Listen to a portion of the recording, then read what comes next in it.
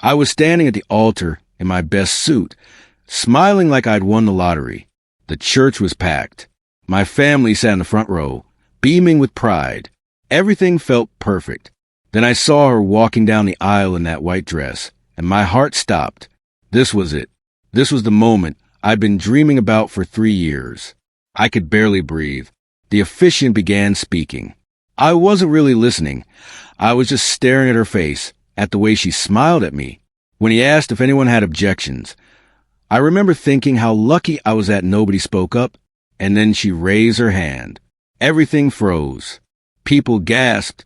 I thought she was joking at first, but then she stepped forward, and her voice shook as she started listing things. Things that weren't true. Things I'd never done.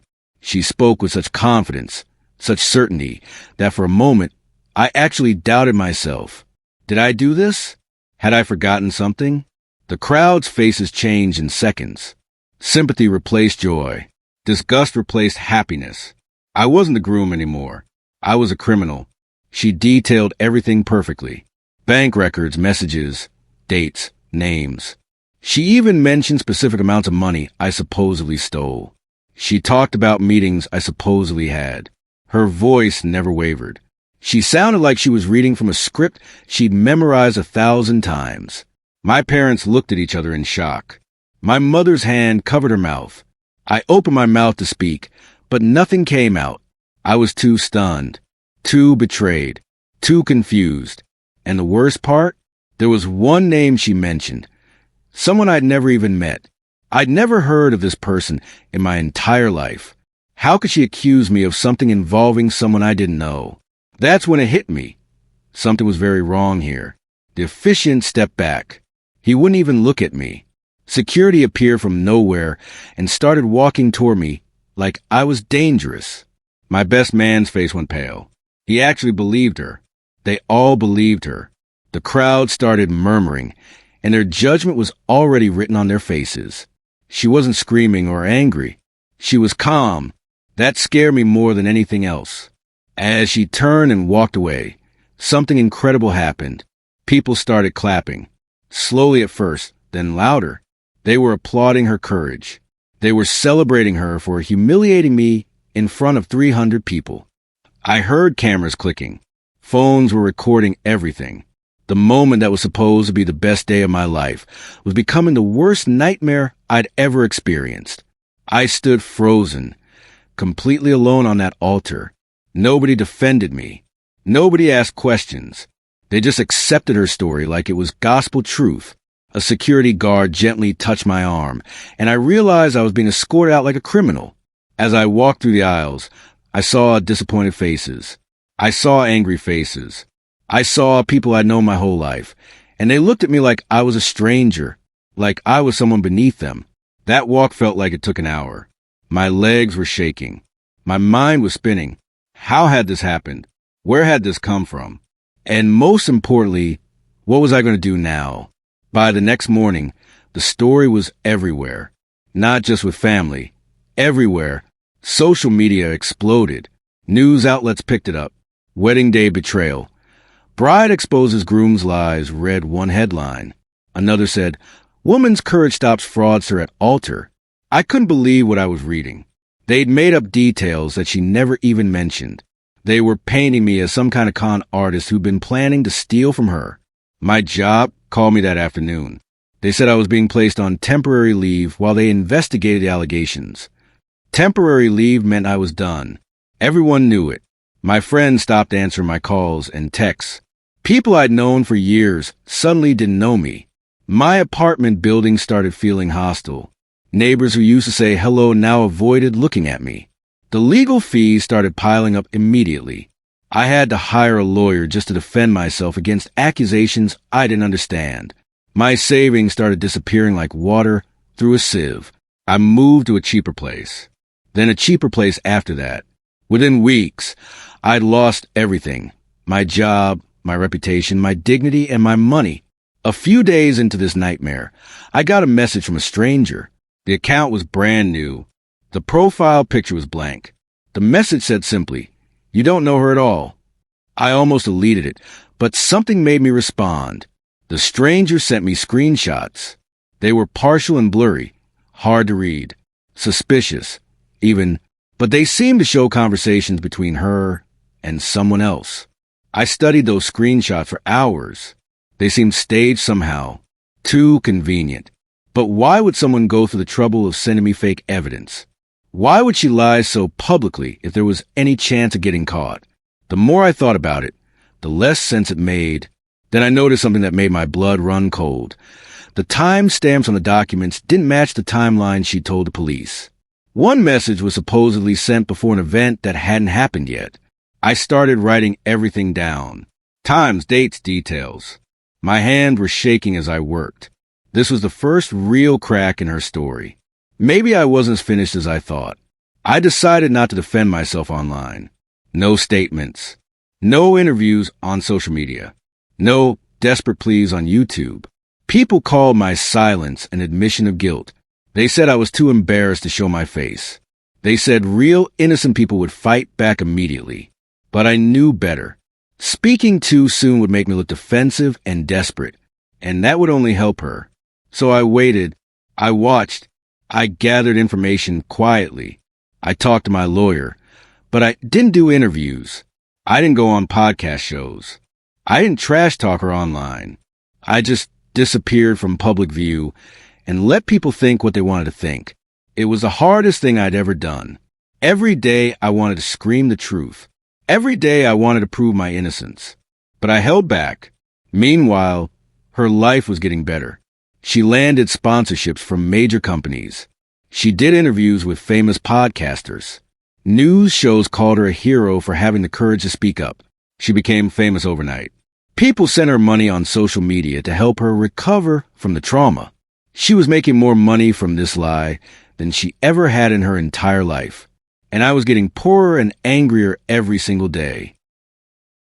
Before we continue, I just want to say a big thank you to everyone who has trusted this channel with their real-life stories. Your experiences don't just entertain, they teach, warn, and help others feel less alone. If you're watching and you have a life experience you think someone can learn from, feel free to share it with us. Your story might be exactly what someone else needs to hear. And if these stories move you in any way, please support the channel by liking, commenting, sharing, and subscribing. It truly helps these voices reach more people. She was on magazine covers. She had followers in the millions. Companies wanted to use her for advertising campaigns. She was speaking at university events about courage and truth, all based on a complete lie. Meanwhile, I'd lost my apartment 3 times. I was living with people I barely knew. The legal bills were destroying me. I'd spent everything I had just to stay out of jail for crimes I didn't commit. I remember the day I checked my bank account and saw something that made no sense. There was a withdrawal from an account I'd never opened. $5,000 gone. I called the bank in panic. They told me there was an account registered in my name that I'd never created. Someone had got my information and opened an account under my name. They'd been using it to move money around. This wasn't just a lie. Someone had planned this. My lawyer got involved immediately. We discovered that someone had hacked into my personal information months before the wedding. They created accounts, forged documents, and built a fake paper trail that made it look like I'd been committing fraud. This was serious. This was criminal. This was planned. And I needed to know who was behind it. Following the money trail was like solving a puzzle made of broken glass. Every piece cut me as I put it together. The account had been accessed from a specific device. Not my device. An IP address was attached to every transaction. My lawyer traced that IP address to a location. And when I saw where it came from, my heart stopped. The IP address was from my office building. Not just my office building. From a floor where I worked. Someone close to me had done this. Someone I trusted. Someone who had access to my personal information and my work systems. This wasn't some random con artist or crazy ex-girlfriend. This was someone who knew me. Someone who had planned this carefully. I started thinking back over the past year. What meetings had she been in? Who had she met at my office? I remembered her coming by to see me, meeting my co-workers, chatting with people in different departments. Had she been gathering information the whole time? Had every moment with her been part of some bigger plan? The meeting started piecing together my mind like a horror movie. I discovered that she'd been meeting someone secretly months before the wedding. I hired a private investigator, money I didn't have, and got the proof. They met in hotels. They met in coffee shops away from crowds. They weren't kissing or holding hands. They were planning. They were strategizing. They were working together. This was an affair. This was a business arrangement. This was a conspiracy. She would lean in close, and he would show her things on his phone. She would take notes. She would ask questions.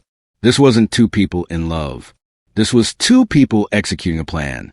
And that plan had worked perfectly. The person she was meeting was connected to my business. He worked in a different department, but he had access to our systems. He had access to information that I was working on. I'd been developing something at work, a new technology that was going to make my company a lot of money. And someone else wanted that technology. Or maybe they wanted to prevent me from having it. Either way, they decided I had to go. I spent days in my lawyer's office going through every detail of my engagement. She pursued me. I thought I'd been lucky. I thought she liked me. But looking back now, I could see it clearly. She learned what I was working on. She found out about the project.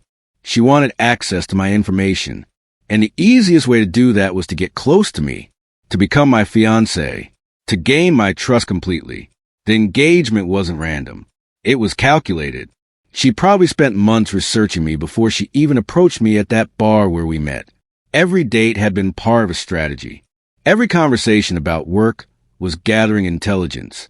Every time she asked me about my projects, she was getting information for someone else. The lie at the altar wasn't just about humiliating me. It was about removing me from the picture completely. If I was disgraced, if I was accused of fraud, the company wouldn't want me anymore. The project I was working on would be exposed in an investigation. And while everyone was distracted by the scandal, someone else could take control of that project.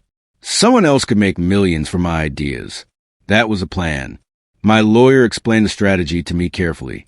If you'd fought back immediately, you would have looked guilty, he said. If you'd sued her without having proof, you would have lost everything and looked even more desperate. The key was to wait. Let her get comfortable. Let her believe she'd won. Let her get careless. Because people who think they won always get careless. So I waited.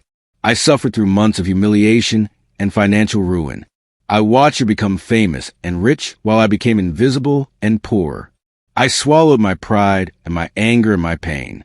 I said nothing. I did nothing. I just watched and waited and gathered evidence. And then she got careless. A voice memo surfaced online. It wasn't meant for public eyes. Someone must have recorded it and leaked it. In that memo, she was laughing with someone about what had happened at the altar. He didn't even scream, she said into the phone. He just stood there like an idiot. This is going to be so easy. Then she laughed. A cold, cruel laugh that made my blood turn to ice. Someone had recorded her, and that recording had gotten out. It proved that she'd planned everything. It proved that she wasn't a victim. She was a predator. Once people heard that voice memo, everything started to change. The comments on her social media shifted from supportive to skeptical. Questions started getting asked. People wanted answers about why she was laughing, if she was traumatized. I didn't release the memo. I didn't leak it. I didn't even know how it got out. But I was grateful, because that one moment, captured in that voice memo, had shifted the tide. While everyone else was distracted by that voice memo, I was working quietly with my lawyer. We were gathering everything. Bank records, emails, messages, meetings logs, IP addresses, witness statements. We built a case so solid that it couldn't be challenged. We had proof of the fraud.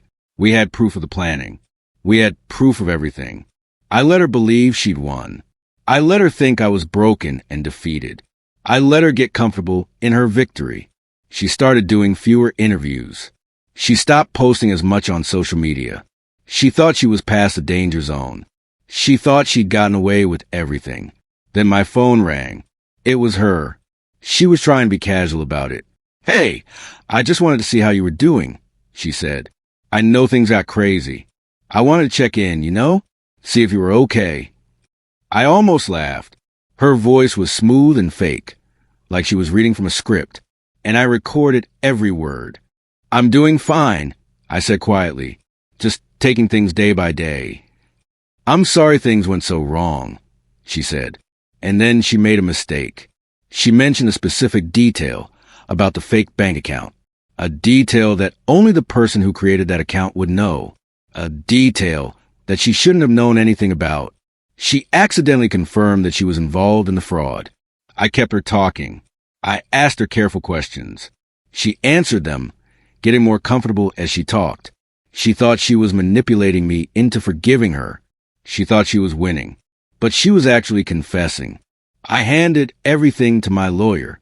He was smiling when he finished reviewing the files. She's finished, he said simply. This is airtight. She's not just going to lose her reputation. She's going to face criminal charges. Multiple criminal charges. This is fraud, identity theft, conspiracy. This is serious. My heart was beating so fast, I thought I might pass out. Was this really happening? Was this nightmare finally ending? Or was I about to make another mistake? My lawyer shook his head before I could even ask. You did everything right, he said. You waited. You gathered evidence. You didn't let your emotions control you. This is how you win. A journalist reached out to me, not to attack me, but to hear my side of the story. For the first time, someone wanted to listen to me. I told her everything. I showed her the evidence. I let her investigate independently. And when she published the story, it changed everything. The headlines flipped overnight. Man falsely accused of wedding fraud provides evidence of conspiracy. Another one said, woman facing criminal charges after evidence of planned deception emerges. Her past interviews resurfaced. People started questioning statements she'd made. Her timeline didn't match up. Facts that she claimed as truth started falling apart. She panicked. She called me again, but this time she was different. Her voice was shaky. She asked to meet. I agreed and I brought my lawyer. When I saw her face, I barely recognized her. The confidence was gone. The control was gone. She looked small and scared. There were misunderstandings, she said weakly. Things got out of hand. I never meant for it to go this far. She was trying to make it sound like an accident, like neither of us was really to blame, like we'd just gotten caught up in something bigger than ourselves. But I knew the truth. She'd planned every single second of this. She didn't know how much evidence I had. She didn't know about the voice memo, the recordings, the messages, the bank trails. She thought she could still control the situation. She thought she could talk her way out of it. She was desperately trying to get me to help her, to go easy on her, to make it all go away. The public sympathy was cracking like thin ice. People started looking at old interviews, searching for inconsistencies. They found them everywhere. Statements that contradicted each other. Claims that didn't match the evidence. Timelines that were impossible. What had been presented as truth started looking like fiction. Online forums lit up with people analyzing everything. Every video, every interview, every public statement. People who'd been her supporters started asking hard questions. Why had she never mentioned specific details? Why were some of her stories vague, while others were impossibly precise? Why were there gaps in her timeline? The skepticism spread like fire. Sponsors started getting nervous. Companies that had hired her for advertisements started pulling out. News shows that had featured her started investigating her instead. The empire she'd built on lies started crumbling. When the full evidence dropped publicly, it was devastating. Not emotional devastation. Just cold, hard, documented truth. Bank records showing the fraudulent accounts. Messages proving the conspiracy. IP logs showing where the hacking had come from. Witness statements from people who'd seen her with her co-conspirator. Everything. All of it. Out in the open. The truth doesn't care about feelings. The truth doesn't respond to tears or apologies. The truth just exists.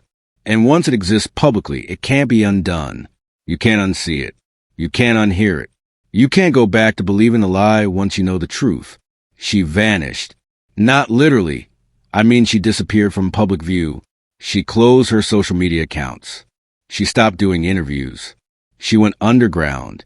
And that's when the real fallout started. Investigations opened. Police got involved. The company that had hired her for sponsorships started looking into whether they should pursue legal action against her for fraud. Every door that had opened for her slammed shut.